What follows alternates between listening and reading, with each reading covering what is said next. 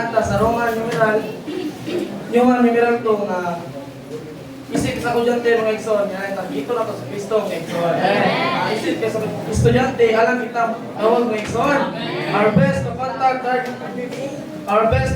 target of preach and gospel student because we're same stage of life mga igsoon.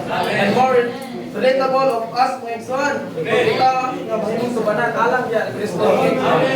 Tuwa pagpudasig mga igsoon. Enjoy our church life mga igsoon. Amen. Praise the Lord mga igsoon. Kapatitan sa din sa Roman numeral 3 or need to perfect or student or effectively reach the target mga igsoon. Kita di ay mga igsoon nga mga student or young people nga unang gigamit sa Ginoo mga igsoon.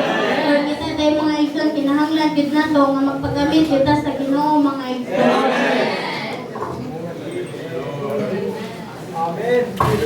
Salamat sa ginawa sa Ingon diri kay lang mga batanon mo day mo igmaon diha sa Ginoo diha sa iglesia mo. So, makita diri nga kita dili kay ato isayaman ang atong pagkabatan mga iso. Diri nga pagingon sa Father gapon mahimo tang sense of the gospel mga iso. Ingon diri nga mahimo day ang usul day ng feeling of shepherding mga iso.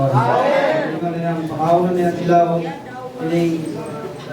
feeling our own and helping them to grow more. So, sa tubangan, ang mutubo sila sa kinabuhi.